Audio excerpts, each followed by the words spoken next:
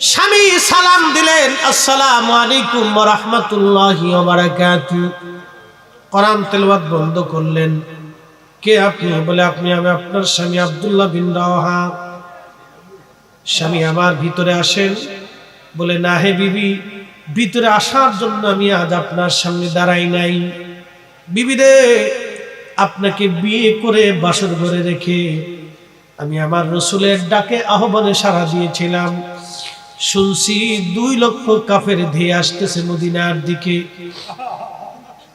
আল্লাহর নবী আমাদেরকে জিহাদের ময়দানে যাওয়ার জন্য নবীজি ঘোষণা দিয়েছেন। আমরা মাত্র 3000 সাহাবী দাঁড়ায় গেছি। আমাকে আল্লাহর নবী 3 নম্বর সেনাপতি ঘোষণা দিয়েছেন।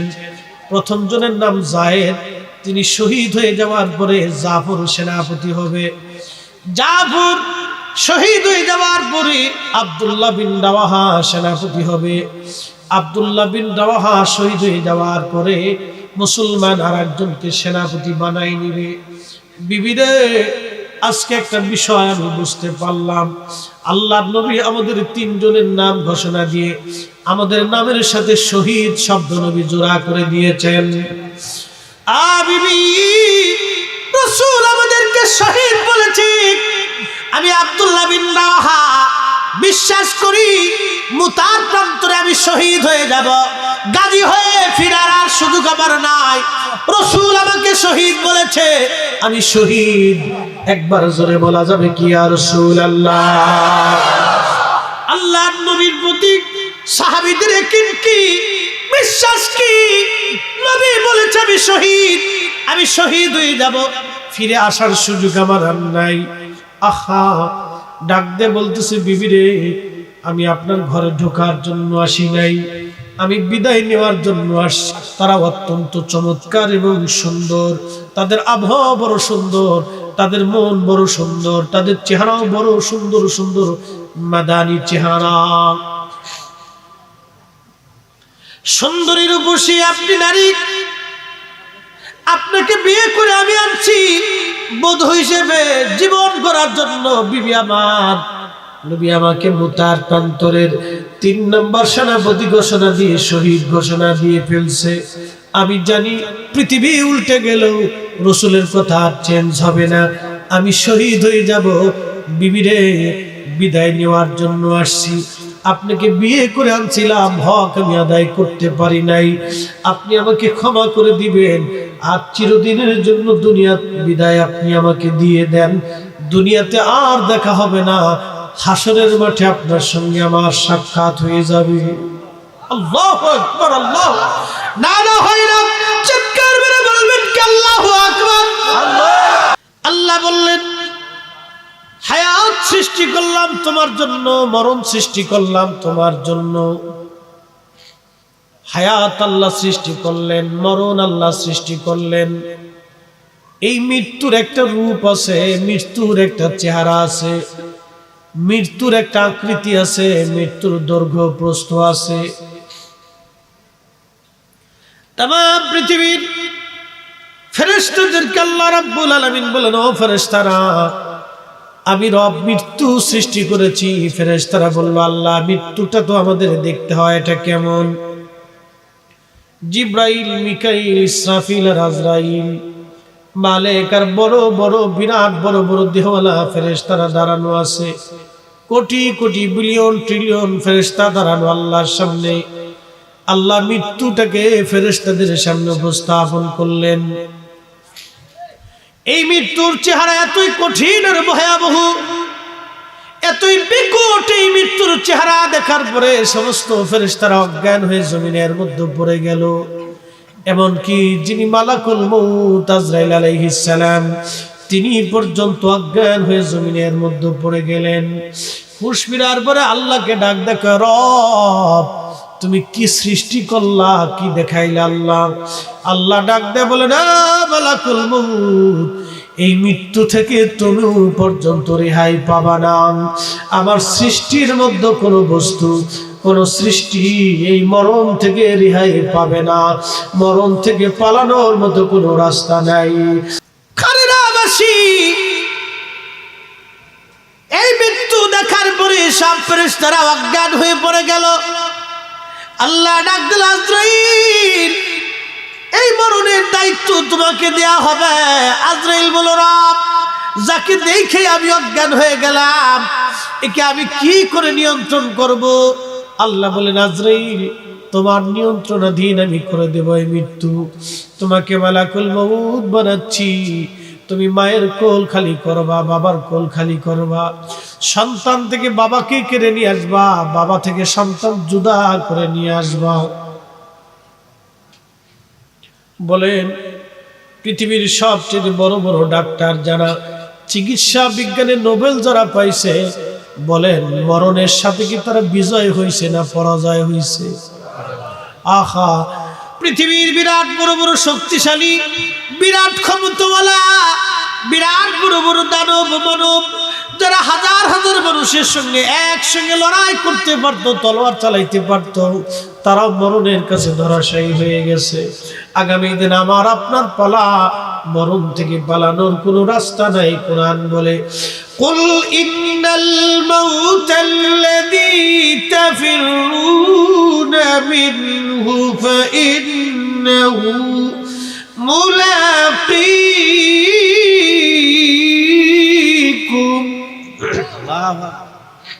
হুজুর, আপনি বলে দেন, এই মরণ থেকে আমার কোনো বান্দা পালাইতে পারবে না।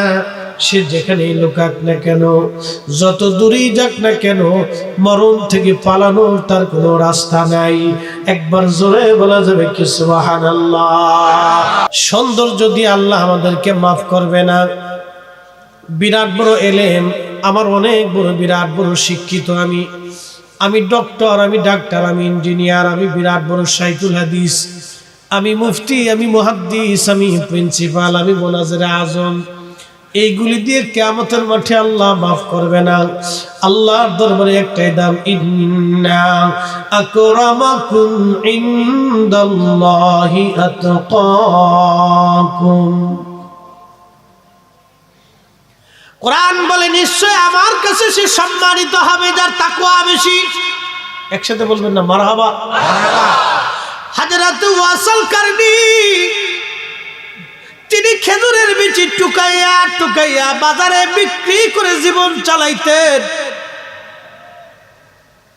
সমাজে তার কোনো দাম ছিল না।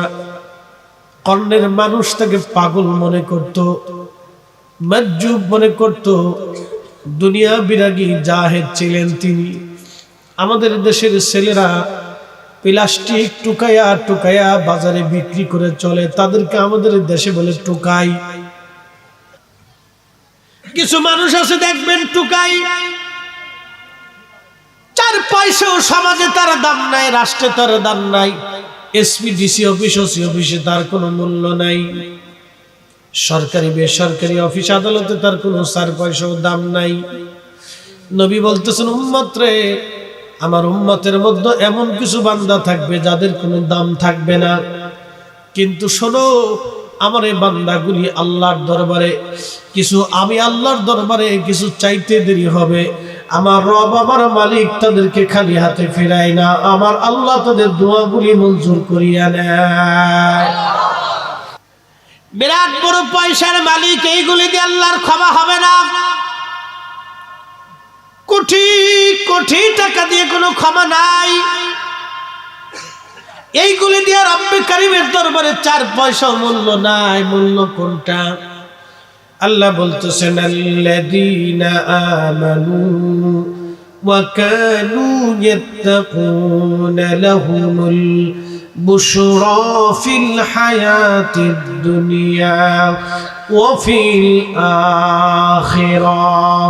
একবার জোরে বলা যাবে কি মারহাবা? এখন প্রশ্ন রাখতে পারেন, হুজুর, আমরা তো জীবনে অনেক ভুল করছি, গুনাহ করে ফেলছি, অপরাধ করে ফেলছি, এখন আমাদের উপায় কি? হ্যাঁ, গুনাহটা 2 ধরনের, একটা গুনাহে সগীরা আর একটা গুনাহে কাবীরা। সগীরা মানে ছোট ছোট গুনাহ, কাবীরা মানে বড় বড় বড় বড় গুনাহ। জেনা করছেন কবিরা গুনাহ হবে, মিথ্যা বলেছেন কবিরা গুনাহ হবে, এরপরে নামাজ ছেড়ে দিয়েছেন কবিরা গুনাহ হবে, রোজা ছেড়ে দিয়েছেন কবিরা গুনাহ হবে। এইরকম আমাদের জীবনে অনেক কবিরা কবিরা গুনাহ হয়ে যায়, অনেক বড় বড় কবিরা কবিরা গুনাহ আমরা জীবনে করে ফেলি। প্রশ্ন রাখবেন হুজুর, কবিরা গুনাহগুলি আমরা কি করে মাপ পাবো, কি করে আমরা ক্ষমা পাবো, এই অপরাধগুলি কি করে মার্জনা হবে, সগীরা গুনাহগুলি কি জন্য কেন কিভাবে মাফ হয় জানেননি? আপনি আজকে মাহফিলে আসার আগে ওযু করে আসছেন, এই ওযু করার সময় আপনার ওযুর পানির সঙ্গে সগীরা সগীরা গুনাহগুলি আল্লাহ ঝরাইয়া নিয়া ওযুর পানির সঙ্গে আল্লাহ পাক এই গুনাহগুলি ফালাই দিছে। চিৎকার মেরে বলেন না সুবহানাল্লাহ। মসজিদে ওযু করে নামাজে গেছেন, আপনি নামাজ পড়েছেন, আজকে জুমার নামাজ, আগামী জুমার নামাজ যারা পড়বেন এই সপ্তাহের মধ্যে যত সগীরা গুনাহ হবে, আজকে জুমা পড়ছেন, আগামী জুমা পড়বেন, যদি আগামী জুমার নামাজ আপনি আদায় করেন, এই সপ্তাহের মধ্যে যত সগীরা গুনাহ হয়েছে, আমার মালিক আমার মাওলা জুমার নামাজ আদায় করার জন্য আপনার জীবনের সগীরা গুনাহগুলি আল্লাহ মাফ করে দিবে। আল্লাহর নবী আসলেন, উম্মতকে নবীজি শিক্ষা দিয়ে বলেন, আমার উম্মত তোমাদেরকে একটা বিষয় আমি শিক্ষা দিলাম। কি শিখাইলাম? শিক্ষাটা হলো প্রত্যেক ৫ ওয়াক্ত নামাজের আগে ওযু করার আগে আল্লাহর নবী নিজে মেসাক শিক্ষা দিলেন। একবার জোরে বলা যাবে কি মারহাবা? এই যে মেসাক আপনি করবেন, ব্রাশ করবেন, আপনি মেসাক করবেন, এখন তো ব্রাশ হয়েছে, ওষুধ হয়েছে, এই যে আপনার ওই যে কি বলে পেপসোডেন্ট বলা হয়, পেস্ট বলা হয়, পেস্টটা এক ধরনের ওষুধ জাতীয়, এটা মুখের মধ্যে দিলে ফেনা হয়ে যায় এবং মুখের পয়জনগুলি এবং এই আপনার আবর্জনা বিবর্জনাগুলি বের করে দিয়ে আপনার মুখটাকে পরিষ্কার করে দেয়। 1450 বছর আগে কোনো পেস্ট ছিল না। আল্লাহর নবী উম্মতকে শিখাইলেন, উম্মত প্রত্যেক ৫ ওয়াক্ত নামাজের আগে তুমি মেসাক করো। এজন্যই তুমি মেসাক করবা, তোমার পেটে পীড়া হবে না, অসুস্থতা হবে না, তোমার মুখে দুর্গন্ধ হবে না, তোমার মুখ পবিত্র থাকবে, তোমার হাত পবিত্র থাকবে, তোমার শরীর পবিত্র থাকবে, তুমি নিজে পবিত্র থাকবা, তুমি নিজে সুস্থ থাকবা, তুমি নিজে পাক এবং সাফ থাকবা। একবার জোরে বলা যাবে কি মারহাবা? আল্লাহ রাসূল বললেন, সাহাবী ৮ নাম্বার কন্যা সন্তান তুমি কবর জীবন্ত কবর দেওয়ার সময় তোমার কেন মায়া লাগলো?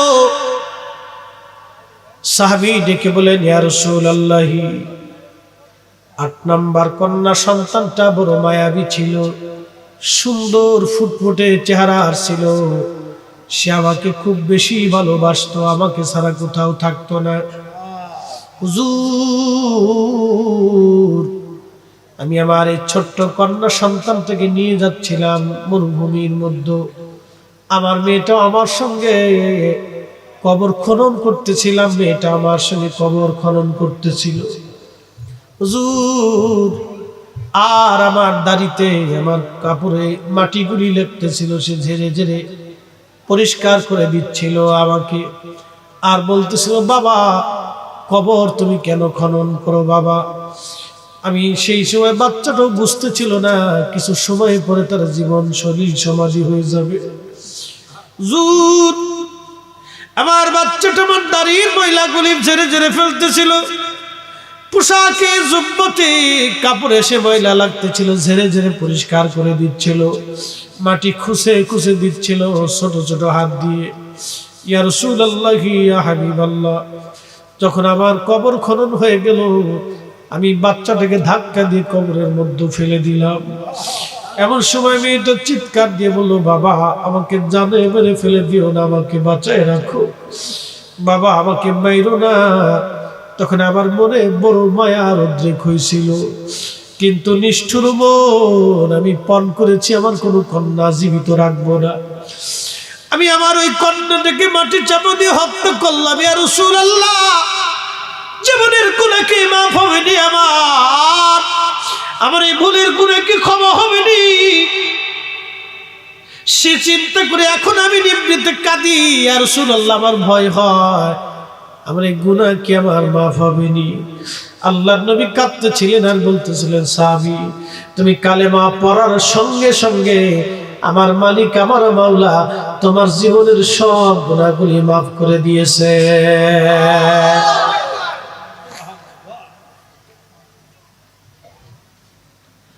নারী জাতির অধিকার যিনি দিয়েছে তিনি রাহমাতুল লিল আলামিন।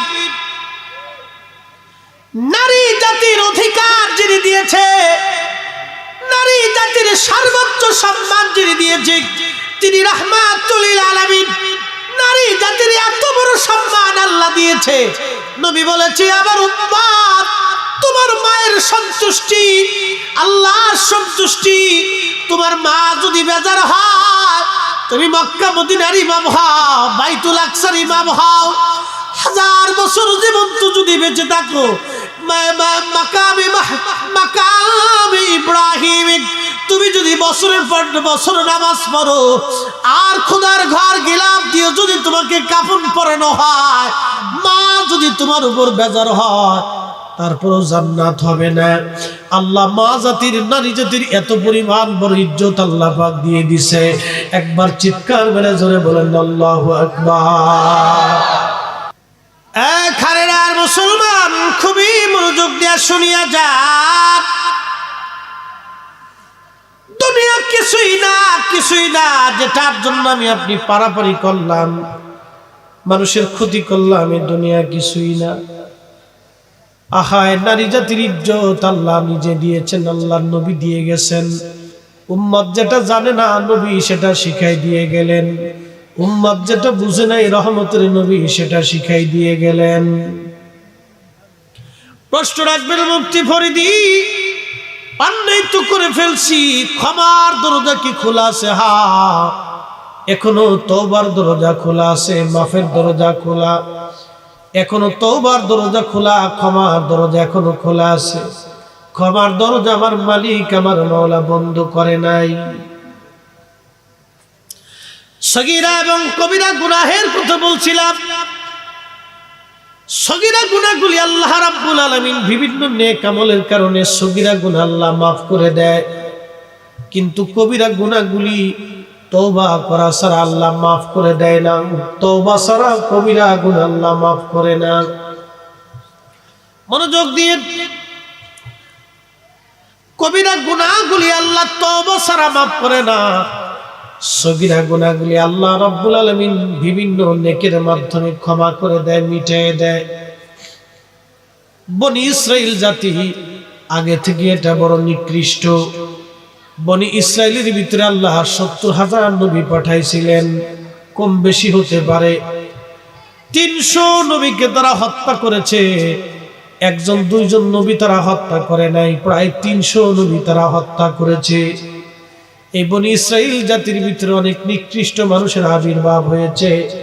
এই বনি ইসরাইলের ভিতরে অনেক নিকৃষ্ট মানুষও ছিল, আবার উৎকৃষ্ট মানুষ এই বনি ইসরাইলের মধ্যেও ছিল।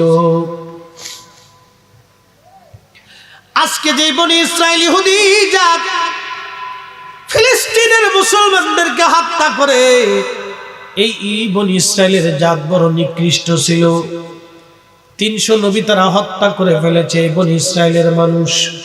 তার মানে বোঝা যায় তারা কঠিন হৃদয়ের মানুষ ছিল, শক্ত হৃদয়ের মানুষ। এই বনি ইসরাইল জাতির আগে আল্লাহ একটা জাতি পাঠাইলেন, তার নাম কওমে সামুদ। এই কওমে সামুদের কথা বলছিলাম আমি, খুব মনোযোগ দেন। এই কওমে সামুদের ভিতরে যারা ছিল তারা বড় বড় দেহওয়ালা, বিরাট শক্তিশালী ছিল। শক্তির অহমিকায় অহংকারে তারা একবারে খুব পরোয়ারা হয়ে গেল।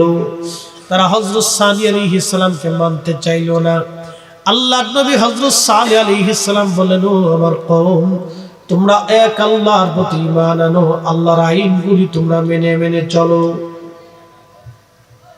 কিন্তু ক্ষমতার কারণে, পয়সার শক্তির অহংকারে মানুষগুলি আল্লাহকে ভুলে গেল, আল্লাহর আইনকে অমান্য করতে লাগলো।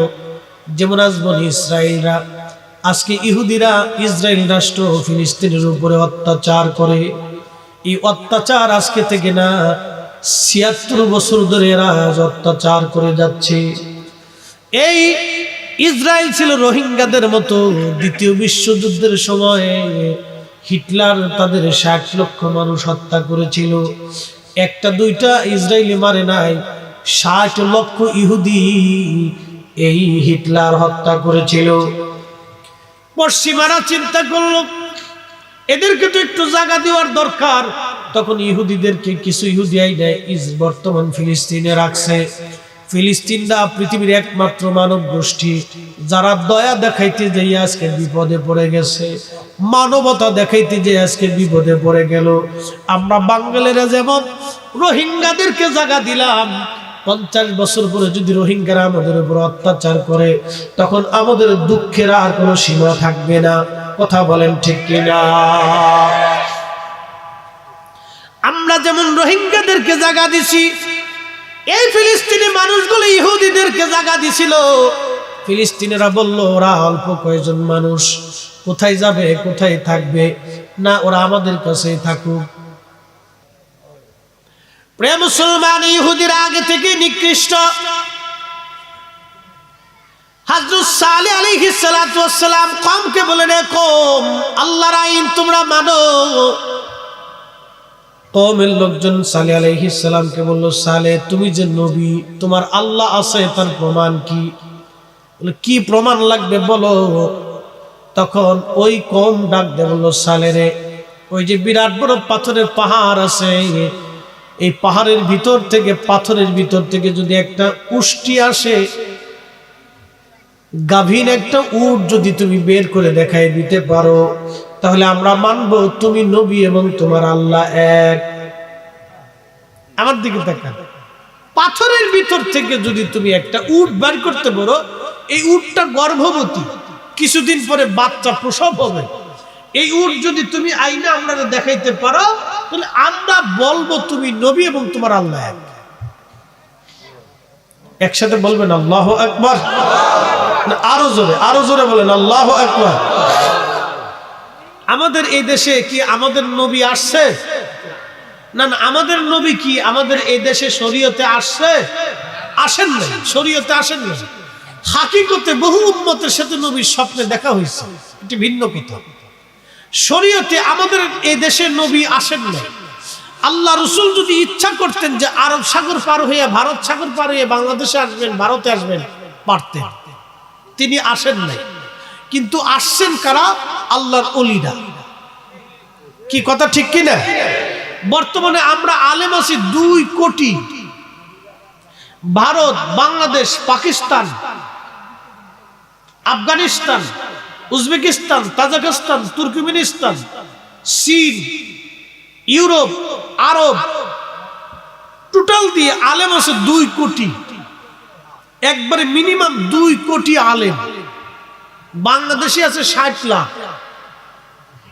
সুবহানাল্লাহ, বাড়ি যাইয়া আরো জোরে। তাবলীগ হচ্ছে সারা দেশে, তাবলীগ। এরা মসজিদে মসজিদে ঘুরে দাওয়াত দিতেছে, মাহফিল হচ্ছে, তালিম তরবিয়ত হচ্ছে, জিকির ফিকির মাহফিল হচ্ছে, মিলাদ মাহফিল হচ্ছে, ওয়াজ নসিহত হচ্ছে। প্রত্যেক জুমাতে খতিবরা ওয়াজ করতেছে। 2 কোটি আলেম একসাথে মানুষের নসিহত করতেছে। আমার দিকে তাকান, মুসলমান হইছে কয়জন বলেন এবার? এই 5 বছরের পরিসংখ্যানে আমরা 2 কোটি আলেম মুসলমান কয়জন বানাইতে পারছি? হিসাব করছেন তো? এখন মিডিয়ার যুগ, ফেসবুক আছে, ইউটিউব আছে, চ্যানেল আছে, এটা আছে, সেটা আছে, পত্রিকা আছে, পেপার আছে, খবর আছে, বই আছে, অনেক কিছু আছে। তারপরে আমরা মুসলমান বানাইতে পারলাম না। তো খাজা বাবা আজমিরি কি ওয়াজ করলেন? পত্রিকা ছিল না, ফেসবুক ছিল না, ইউটিউব ছিল না, মিডিয়া ছিল না, এত বড় বড় সম্মেলন ছিল না, মাহফিল ছিল না, প্যান্ডেল ছিল না, কিচ্ছু ছিল না। পায়ে হাঁটলেন, দাওয়াত দিলেন, হাঁটলেন, দাওয়াত দিলেন, হাঁটলেন, দাওয়াত দিলেন। জবানের কি প্রয়োজন ছিল যে হাইটা হাইটা দাওয়াত দিয়া 1 কোটি মানুষের কালেমা পড়াইছে? একসাথে জোরে বলা যাবে না আল্লাহু আকবার? পাওয়ার আছে? এই উম্মতের পাওয়ার আছে না? হয় না? এই উম্মতের পাওয়ার আছে। আনা সাগরের পানি একটা লোটার ভিতরে নিয়েছি। বাড়ি যায় সুবহানাল্লাহ আমরা তারপর খাই কই ওনার কয়ে লাভ কি? একসাথে বলেন সুবহানাল্লাহ। আনা সাগরের পানি একটা লোটার ভিতরে নিয়ে আসছে। এই উম্মতের পাওয়ার কত! এই জন্য রাসূল কারীম বলতেন অন্য উম্মত থেকে এই উম্মতের 70 গুণ মর্যাদা আল্লাহ বেশি বাড়াইছে। তেলের গাড়ি তেলে চলে, হাওয়ার গাড়ি হাওয়ায় উড়ে, বিনা তেলে চালায় গাড়ি নবী সুলাইমান। আমরা সেই মুসলমান, আমরা সেই মুসলমান। মসজিদের জুতা চুরি করি, কথা মিছে কইছি? মসজিদের জুতা চুরি এখনো চুরি। আমার মনে আছে তখন ওয়াজ করে হুজুর 300 টাকা পাইতাম। আজকের কথা না, ছাত্র বয়সে তখন ফাজিলে শেষ কামিলে পড়ে তো ওয়াজ করে 300 টাকা দিত, 200 টাকা দিত, 100 টাকা দিত। আবার আমি কি করতে হুজুর জান গে পরে দেখা করবেন, পরে যে আর জীবনে দেখা করে নেই করে দিই, বুঝতে পারছেন? ফেটে হতে চলে এসেছি তো আজ নসিহত করে চলে টুলে আসলাম। তো ওই সময় 1600 টাকা দিয়ে একজোড়া জুতা কিনছিল, তো অনেক কষ্টের টাকা। তো 1600 টাকার জুতা তখন তো বালা জুতাই, তো একটু বাবু দিয়ে পাইপু দিয়ে একটা মোসামলাই আইছে আর কি।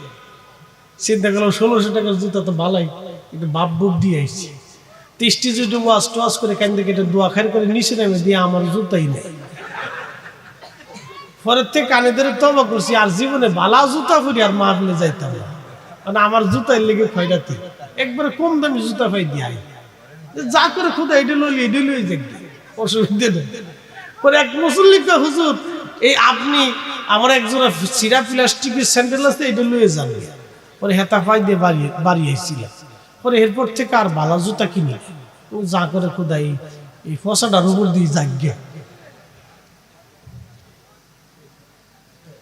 এখনো আমাদের জুতার প্রতি মানুষের নজর যায় নাই, তার মানে বোঝা গেল আমরা এখনো ভালো হইতে পারি নাই। কথা কোন ঠিক কিনা? এখনো ভালো হইতে পারছি না। বিয়ে বাড়িতে খাবার নিয়ে মারামারি হয়, কি কথা কন না? খাবার নিয়ে মারামারি করে কিসে কন্ত? কুত্তই কুত্তই খাবার নিয়ে মারামারি করে কিসে? জোরে কর না, আজকে ওয়াজ শিখে যেত না, আমি কারো ছোট করার জন্য বলছি না। খাবার নিয়ে মারামারি করে কিসে? জোরে কর। কুত্তা খাবার নিয়ে মারামারি করে কুত্তা, এটা তো মানুষের কাজ না, এটা তো কুত্তার কাজ। কি কথা কর না কেন? কিন্তু বিয়ে বাড়িতে খাবার নিয়ে মারামারি করে অস্থির, ফিডে ফিডে ঘুষা ঘুষি কুলাকুলি বাস চলতেছে, বেডি বেডি চলতেছে, এই খাবার নিয়ে মারামারি চলতেছে। তার পিছনে একটা কারণ আছে, কারণ আমরার বিয়ে থা যেটা হয় এটা তো ওই বিয়ে থা এটার শরীয়তের আওতায় পড়ে না। কি কথা কর না কেন? পুরো সর্বনাশ ডেকসেট মেক্সেট বাজাইয়া বেডা বেডি, কোনটা সেরা কোনটা সেরি, কোনটা ইজদে কোনটা ভাবি, কোনটা খালা কোনটা নানি, কোনটা ফুফা কোনটা দুলেভাই, কোনটা শালা কোনটা সম্বন্ধী, কোনটা তাওই, কোনটা বিয়ে, কোন তাল ঠিক থাকে না, সব এক হয়ে গেছে না। কি কথা কর না কেন? তো ওখানে গজব পড়বে না তো গজব কি আর এক জায়গায় পড়বে? রাসূলুল্লাহর বিয়ের সুন্নত ছিল মসজিদে বিয়ে পড়ানো। কি হুজুর কথা ঠিক কিনা? মসজিদে ছিল বিয়ে পড়ানোর সুন্নত তরিকা। মসজিদের ভিতরে বিয়ে হবে, বিয়ে পড়ানোটা মসজিদের মধ্যে হবে। আল্লাহ রাসূল মিষ্টান্ন হিসেবে খেজুর দিতেন। আর এখন বিয়েতে বাপরে বাপ তুফান উঠে পড়ে দেখবে, ও ডেকসেট বাজার ছুটে সারা গ্রামের মানুষ ঘুমাইতে পারে না, কুকু কুকু কুকু কুকু কুকু কুকু চলতেছে। শয়তানে হাসে আর কয় বাপ তুই সব আমার নানা নানি, যতদিন তোরা আসিস ততদিন আমার আর কোনো কাজ নাই, চালা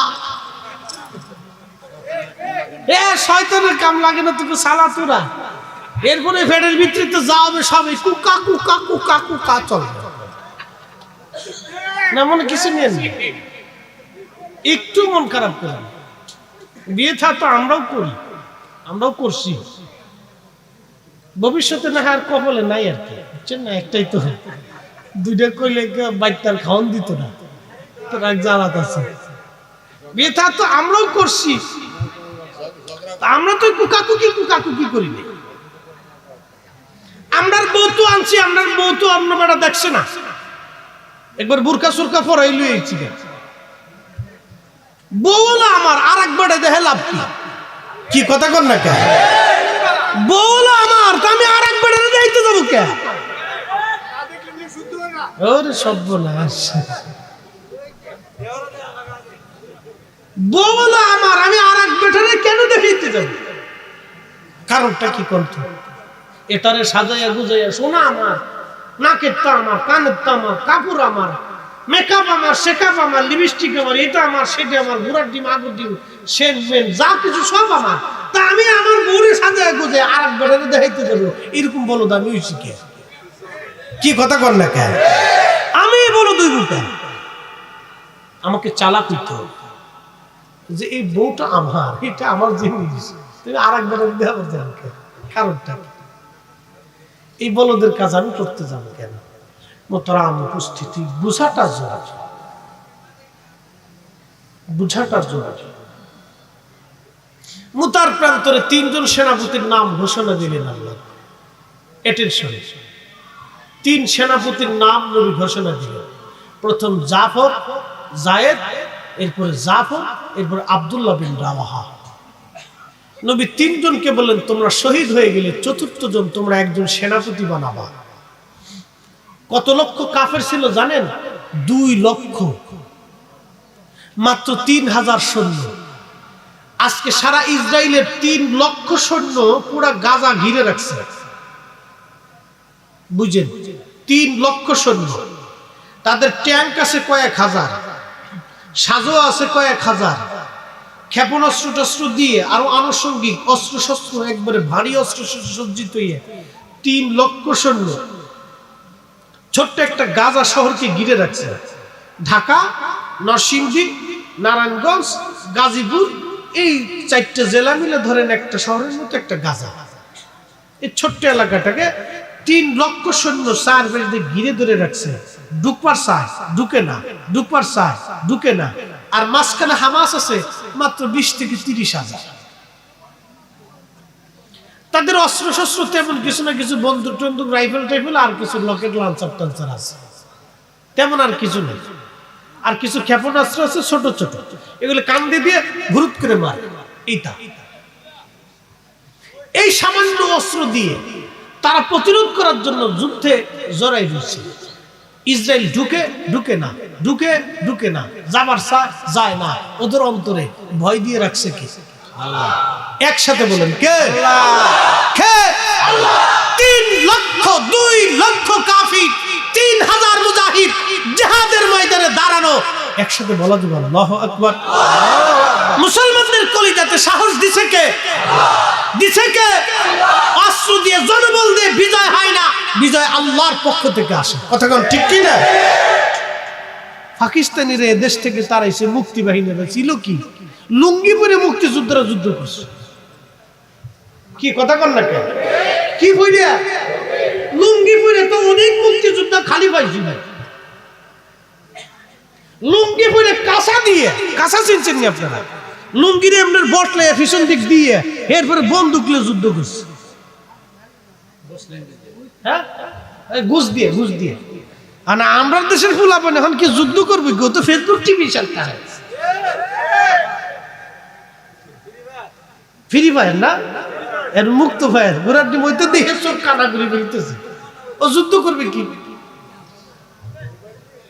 মনোযোগ দিয়ে এই কথাগুলি কেন বলতেছি?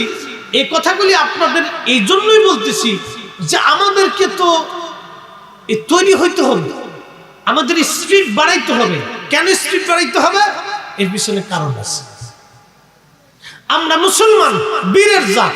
কথা কোন ঠিক কিনা? আমরা ন্যায়ের উপরে থাকবো, হকের উপরে থাকবো, ইনসাফের উপরে থাকবো। হাজরাতে রাসূল কারীম বললেন, মুজাহিদেরা তোমরা বিদায় নিয়ে আসো। তিনজন সেনাপতি বিদায় নিতে গেলেন। আমি তিনজনের কথা বলবো না, শুধু একজনের কথা বলি। শেষ মুজাহিদ সেনাপতি যিনি আব্দুল্লাহ বিন রাওয়াহা, তিনি কেবলমাত্র বিয়ে করে বাড়ি স্ত্রী রেখে নবীজির ডাকে সাড়া দিয়ে জিহাদের ময়দানে ডাক পড়ে গেল। কেবল বিয়ে করে নিয়ে আসছিলেন, তিনি ঘরের মধ্যে নতুন স্ত্রী রেখে আসছেন আব্দুল্লাহ বিন রাওয়াহা। আল্লাহর নবী ঘোষণা দিলেন, আব্দুল্লাহ বিন রাওয়াহা আমার মুতার প্রান্তরের 3 নম্বর সেনাপতি। শহীদ হয়ে যাওয়ার পরে তোমরা আরেকজনকে সেনা প্রধান বানিয়ে যুদ্ধ করবা। আব্দুল্লাহ বিন রাওয়াহা ঘরের কাছে গেছে বিবির কাছ থেকে বিদায় নেওয়ার জন্য। ঘরের পাশে যখন গেলেন তখন লক্ষ্য করলেন তিনার স্ত্রী নতুন বিবি বাসর ঘরের মধ্যে বসে বসে কোরআন শরীফ তেলাওয়াত করতেছে। চিৎকার মেরে জোরে বলেন না মারহাবা, হ্যাঁ জোরে বলেন আল্লাহু আকবার। কি পড়ে? জোরে বলেন কি পড়ে? কি পড়ে? আমার দেশের বেড়ি ফেড়ে বাচ্চা হেতে নিয়ে সারা রাত টেলিভিশন দেখতেছে, সারা রাত টিভি দেখতেছে। আর মহিলা বাসর ঘরে এসে কোরআন পড়তেছে। আর আমার দেশের বেড়ি কি এর কোরআন চোরা হেতে তো অজুই নেই। এই কথা কর না, হেতে তো অজুই নেই, কোরআন পড়বে কি ছাতা? ও কোরআন পড়তে পারে? মন খারাপ করেন না, আজকে কঠোর ভাষায় এই জন্য বলতেছি, এগুলো আমাদের শিখার দরকার, বুঝার দরকার। ঠিক কথা বলেন, ঠিক কিনা? আপনার স্ত্রী তো কোরআন পড়লে বলা দরকার। কোরআন বলতেছে হুজুর আপনি তাদেরকে হিকমত শিক্ষা দিবেন আর কিতাব শিক্ষা দিবেন। হিকমত এবং কিতাব আপনি তাদেরকে শিক্ষা দিবেন, এমন বিষয় আপনি তাদেরকে শিখাবেন যেটা তারা জানতো না। একবার জোরে বলা যাবে কি মারহাবা? এখন আপনাদেরকে কয়েকটা বিষয় আপনাদেরকে জানায় যেটা আমরা জানতাম না। 1450 বছর আগে কিন্তু চিকিৎসা বিজ্ঞান এতটা আধুনিক ছিল না। আল্লাহর নবী বলেন, উম্মত রে খানা খাওয়ার পরে তোমরা আঙ্গুল চেটে চেটে খাও। কি চেটে খাও? আঙ্গুল চেটে খাও। এখন 1450 বছর আগে রসুল আঙ্গুল চেটে খাইছেন, উম্মত তো আঙ্গুল চেটে খাইছে। এই পীড়াই 1350 বছর পর্যন্ত সবাই আঙ্গুল চাটছে। আর অন্য অন্য ধর্মের মানুষ আপনারা বলতো ওরা সব ইলিটারেট মূর্খ, ওদের মোহাম্মদ আঙ্গুল চাটছে, ওরাও আঙ্গুল চাটতেছে বলতো। কেন বলতো? আঙ্গুল চাটার ভিতরে যে কি আছে আমরা জানতাম না। কিন্তু কোরআন বলতেছে ওয়া ইউআল্লিমুকুম মা লাম তাকুনু তা'লামুন, আপনি এমন বিষয় উম্মতকে শিখাবেন যেটা উম্মত জানতো না, উম্মত জানে না। তা আঙ্গুল চেটে খাইলে উম্মতের কি উপকার হবে উম্মত জানে না, কিন্তু রাসূল জানে বিধায় শিখাইছে। সুবহানাল্লাহ বললেন না? পেশাব করার পরে আমরা ঢিলা কুলুপ করি, করি কি না? অনেকে না করি 2 বাড়ি দিয়ে চলে যায়। অনেকে পেশাব করার পরে ঢিলা কুলুপ করে না, এত অমনি সাইডে দিয়ে চলে যায়, না পাক থাকে। বাথরুম করার পরে আমরা অনেকে ঢিলা কুলুপ করি না। এখন টিস্যু বেরিয়েছে, আধুনিক সিস্টেম, সাবান টাবান বেরিয়েছে, কিন্তু 1450 বছর আগে সাবান ছিল না। প্রশ্ন, তো রাসূলুল্লাহ 1450 বছর আগে মাটি দিয়ে বাথরুম করার পরে ঢিলা শিক্ষা দিচ্ছে, কেন শিখাইলেন? এই যে স্যানিটাইজেশন ব্যবস্থাটা, এটা বর্তমান আধুনিক বিজ্ঞানে এসে স্যানিটাইজেশন করে করে করে করে ডাক্তাররা চিৎকার করে গলা শুকিয়ে ফেলতেছে। সরকার শিখাইতেছে এটা করেন সেটা করেন, কিন্তু এই স্যানিটাইজেশন তো 1450 বছর আগেই আমাদের নবী উম্মতকে শিখাই দিয়ে গেছে হাতে কলমে, যে উম্মত বাথরুম করার পরে তুমি স্যানিটাইজেশন করবে, তুমি 3টা ঢিলা ব্যবহার করবে। কারণ কি, তুমি যখন 3টা ঢিলা ব্যবহার করবে তখন তোমার ওই বাথরুম হাতে লাগবে না, এবং বাথরুম করার পরে তুমি এই কি করবে, এই মাটি দিয়ে ভালো করে ধুয়ে পরিষ্কার করবে, তুমি সাফ হয়ে যাবে, পাক হয়ে যাবে, তোমার হাতে পয়জন থাকবে না। এরপরে তুমি ওই ভাত দিয়ে খাবে, খানা খাবে, তোমার পেটে পীড়া হবে না, তোমার পেটে অসুস্থতা আসবে না, ডায়রিয়া হবে না, এই বাথরুমে নষ্ট তোমার পেটের প্রবলেম হবে না, তোমার পেটের অসুস্থতা আসবে না।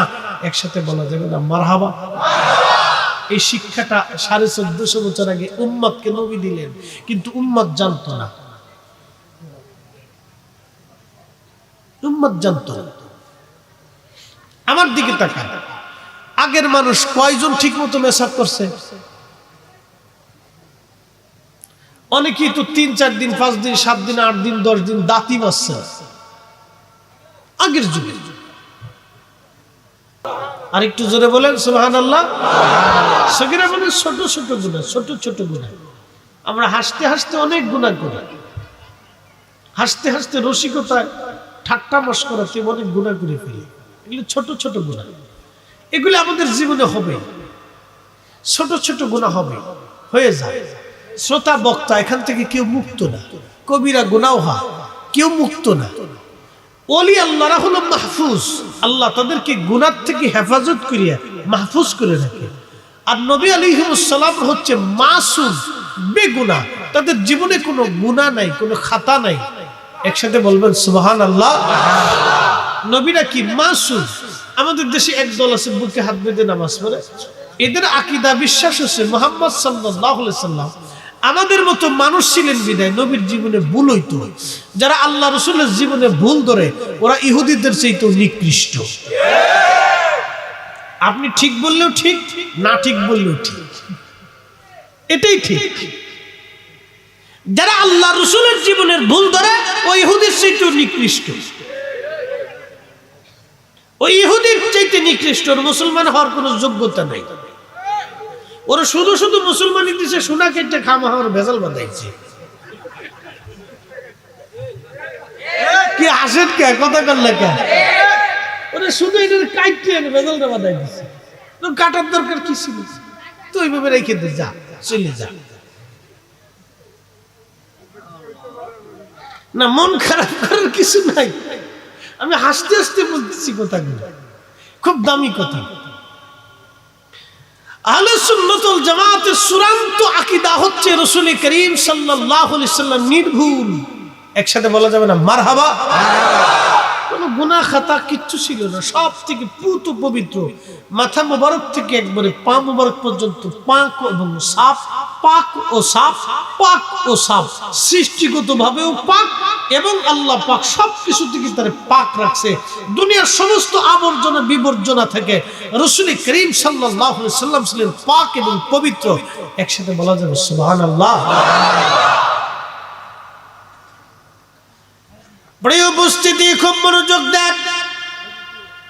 কোরআন বলতেছে কামা আরসালনা ফীকুম রাসূলাম মিনকুম ইয়াতলু আলাইকুম আয়াতিনা ওয়া ইউযাক্কিকুম ওয়া ইউআল্লিমুকুমুল কিতাবা ওয়াল হিকমাতা ওয়া ইউআল্লিমুকুম মা লাম তাকুনু তা'লামুন।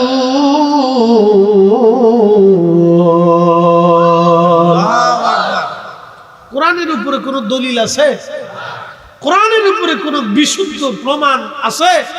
আরে সিএস বিএস এসএস যাই বলেন না কেন, আল্লাহর কালামের উপরে কোনো দলিল নেই। কারণ কালাম তো আল্লাহর জবান, নিঃসৃত বাণী।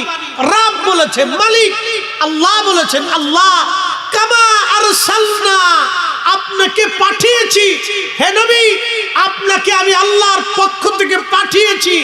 ফীকুম রাসূলাম মিনকুম ইয়াতলু আলাইকুম আয়াতিনা, আমি আপনাকে তাদের মধ্যে পাঠিয়েছি এই কারণে যে আপনি আমার আয়াত সমূহ, আমার কথা সমূহ আপনি তেলাওয়াত করে, আবৃত্তি করে, পুনরাবৃত্তি করে আপনি আপনার জবান দিয়ে তাদেরকে শোনাবেন যে আমি আল্লাহ কি বলেছি, আমি কোনটা হালাল, কোনটা হারাম, কোনটা বিধান আইন প্রণয়ন করেছি, আমি কি নিষেধ করেছি আর আদেশ করেছি। হে নবী, আপনি আপনার উম্মতকে জানাবেন, শিখাবেন, শোনাবেন। ওয়ায়ুযাক্কিকুম, পবিত্র বানাবেন, পাক বানাবেন, সাফ বানাবেন, কুফরি থেকে তাদেরকে পবিত্র বানাবেন। একসাথে বলা যাবে সুবহানাল্লাহ। প্রশ্ন করি, জবাব দেবেন। ওযু কি পানি দিয়ে করেন না পেশাব দিয়ে করেন? তো পেশাবে দোষ করলো কি? জোরে বলেন, আরো জোরে বলেন। এই তো বুঝে গেছি, পেশাব পানির মতোই, কিন্তু এটা না পাক। পানি পাক, পাক দিয়ে আপনি নিজেকে পাক বানান। কথা ঠিক কিনা? পানি পাক, পাক দিয়ে আপনি নিজেকে পাক বানান। এখন ধরেন, আপনি যে জগের ভিতরের পানি দিয়ে ওযু করবেন, সেই জগের পানির ভিতরে যদি কিছু পেশাব মিশানো থাকে, জোরে বলেন, তাহলে এই পানি দিয়ে ওযু করা যাবে? পানি লাগবে পাক ও স্বচ্ছ পবিত্র। আল্লাহ বলতেছেন ওয়ায়ুযাক্কিকুম, হে নবী, উম্মতকে আপনি পবিত্র বানাবেন। এখন যে নবী নিজেই যদি পবিত্র না হয়, তো উম্মত পবিত্র কেমনে করবে? তাহলে এখন আপনাদের কাছে প্রশ্ন, নবী পাক না না পাক? জোরে বলেন, পাক না না পাক? পাক না না পাক? পৃথিবীর কোটি কোটি মুল্লা যদি ফতোয়া দেয় যে রাসূলুল্লাহ পাক না, তাহলে ওই ফতোয়াকে লাথি মারতে হবে, আল্লাহর কথাকে মেনে নিতে হবে। আল্লাহর কথাই সত্য, আল্লাহর কথাই ঠিক, আল্লাহর কালামই ঠিক, আল্লাহর কোরআনই ঠিক। কথা বলেন ঠিক না? কথা ক্লিয়ার না ভেজাল আছে?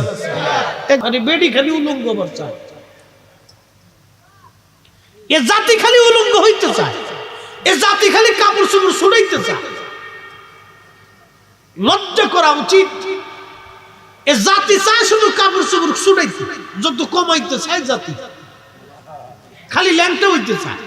কি কথা কর না? এ জাতি খালি চায় ল্যাংটা হইতে।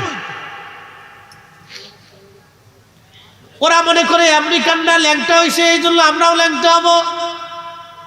ওরা মনে করে ইউরোপিয়ানরা ল্যাংটা হয়েছে, এই জন্য আমরা ল্যাংটা হব। ওরা এগুলি মনে করে। আচ্ছা, আপনি একটু ইউরোপে খোঁজ নিয়ে দেখেন তো, কয় ঘরে শান্তি আছে? বউ একদিক, জামাই আর একদিক, বাচ্চা কার হয়েছে কোনো হিসাব নেই, বিয়ে হওয়ার আগেই বাচ্চা হয়েছে। মেশিনে এইবারের ভক্ত যারা আছেন মন খারাপ করেন না, ওদের বিয়ে হওয়ার আগে 2-3টে পোলাপান হয়ে গেছে। কি কথা কর না কেন? বিয়ে হয় না তার আগে ফুলাপান হয়েছে। আচ্ছা, বিয়ে হয় না তার আগে যদি ফুলাপান যদি হয়েছে, এটা হালাল না হারাম? হালাল জাদা না হারাম জাদা? জোরে কর না, হালাল জাদা না হারাম জাদা? তো এটা বুঝে জানে না। আগুন লাগছে, কলজাতে আগুন লেগে গেছে না? পুরে সব বনাস লাগলে তো কিছু করার না। আজকে আপনার কলিজায় আগুন লাগতেছে, কিন্তু আপনি জানেন হাবিয়া দোজখের আগুনটা কত ভয়াবহ হবে। এটা ভিতর থেকে জ্বলতে শুরু করবে।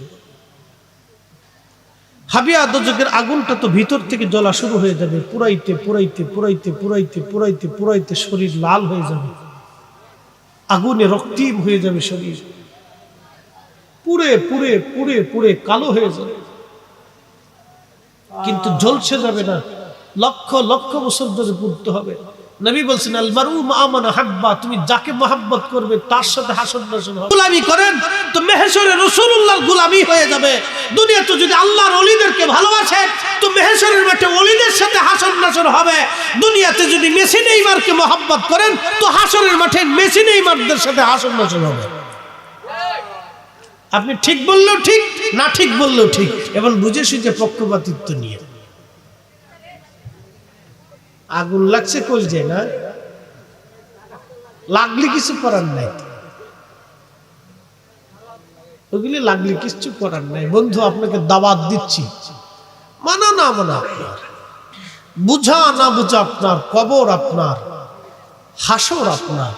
ওইখানে তাকিয়ে দেখেন বহু মানুষ ঘুমিয়ে গেছে, যার আপনার চেয়ে অনেক শক্তিশালী চান, অনেক পয়সাওয়ালাও ঘুমিয়ে গেছে, অনেক ক্ষমতাওয়ালাও ওখানে মিসমার হয়ে গেছে, নিশ্চিহ্ন হয়ে গেছে, তার কাছে এখন কেউ যায় না। গুলশান বনানীর গোরস্থানে আজিমপুরে যায় দাঁড়াবেন, কোটি কোটি কোটি কোটি টাকার মালিকের কবরের কোনো ঠিকানাই নেই। দুনিয়ায় মানুষের কত জমিন সে দখল করছে, দুনিয়ায় কত মানুষের মাথায় বাড়ি মারছে, দুনিয়ায় কত মানুষের চোখের পানি সে ঝরিয়েছে, আজকে তার কবরের ঠিকানাই নেই। কি কথা কর না কেন? তার কবরের ঠিকানাই আজকে নাই, কিন্তু তারপরে মানুষ পাড়াপাড়ি কারাকারি ধাক্কাধাক্কি গুতাগুতি করতেছে। 1 ইঞ্চি জমি ছাড়ে না। আমার মসজিদের এক মুসল্লি, হায় আফসোস, 1 ইঞ্চি জমি, বলা হলো 1 ইঞ্চি মসজিদ না হয় একটু বেশি চলে গেছে, আপনি 2 ইঞ্চি একটু ছেড়ে দেন। সে মসজিদের উপরে তার দেওয়াল গেঁথে দিল, 2 ইঞ্চি ছাড়ল না, 2 ইঞ্চি সে ছাড়ল না। আমি শেষে কমিটিকে বললাম, দুঃখ করার কিছুই নেই, বান্দা গাচ্ছে গাথুক, ঘর তো আল্লাহর, ফয়সালা তো উনি করুন, এখানে আমার চিন্তার কোনো কারণ, মন খারাপ করেন। ওনাকে এত মানুষ বুঝানোর পরেও যদি বুঝে নাই, তাহলে আর দরকার নাই। এরকমও মানুষ আছে।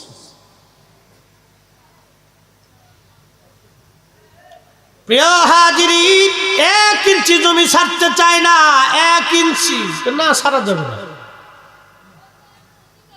না সারা যাবে না, না সারে অসুবিধা নেই, তো নিয়েই থাকেন, কবরে চলে যান।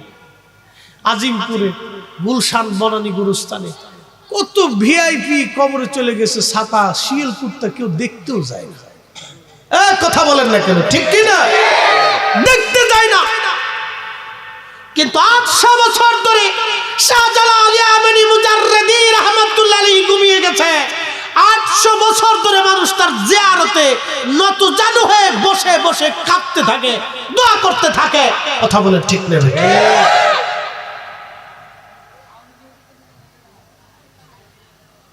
সুতরার পীর সাহেব হুজুর কেবলা কত বছর ইন্তেকাল করছে?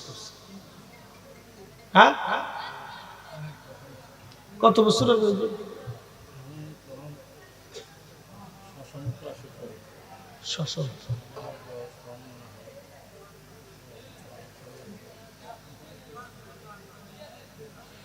50 আপ 60-70 বছর ধরে, 60-70 বছর হুজুর কেবলা ইন্তেকাল করেছেন। মাজার শরীফে ঘুমিয়ে গেছে। জিয়ারত কি বন্ধ হয়েছে? একসাথে বলে না, আরো জোরে না। হয়েছে? হবে? চলতে থাকবে। আমি তো গেছি মাহফিলে, জিয়ারত চলতেছে, প্রতিনিয়ত মানুষ জিয়ারত করে। কেন কেন? হাত উঁচু করে বলেন আল্লাহু আকবার, বলেন না ইয়া রাসূলুল্লাহ। তেলের গাড়ি তেলে চলে, হাওয়ার গাড়ি হাওয়ায় চলে, বিনা তেলে চালায় গাড়ি নবী সুলাইমান। আমরা সেই মুসলমান, আমরা সেই মুসলমান। স্ত্রী ডাক দিয়ে বলল, স্বামী, রাসূল আপনাকে মুতার প্রান্তরের সেনাপতি ঘোষণা দিয়ে শহীদ ঘোষণা দিয়েছে। স্বামী আমার, আমি বুঝতে পারছি আপনি কোনোদিন আর গাজী হয়ে ফেরত আসবেন না। আমি বুঝছি আপনি শহীদ হয়ে যাবেন।